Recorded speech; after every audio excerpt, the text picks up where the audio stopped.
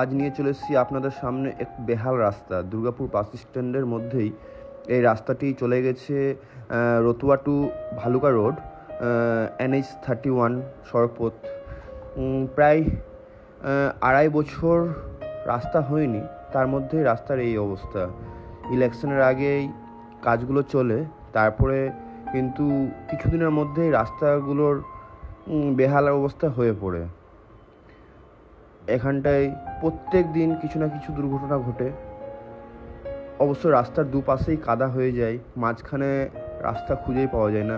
রোডের মধ্যে শুধুমাত্র পাথরগুলোই পড়ে থাকে, যেখানটায় গরমের বা তাপের মধ্যেও যদিও অ্যাক্সিডেন্ট হয়ে যায়, তাহলে আপনাদের বা আমাদের সকলের খুব সমস্যার সম্মুখীন হতে হয়।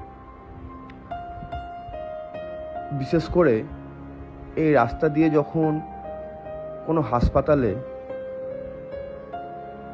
প্রেগনেন্ট মহিলা বা প্রেগনেন্ট মা যখন যায়, তখন কিন্তু অ্যাম্বুলেন্সের মধ্যেই বাচ্চা প্রসব করে। কারণ এই রাস্তায় এতটাই গর্ত যে কোনো গাড়ি নিজের কন্ট্রোলে থাকে না। অবশ্যই আপনারা এই জিনিসটা দেখুন, শেয়ার করুন।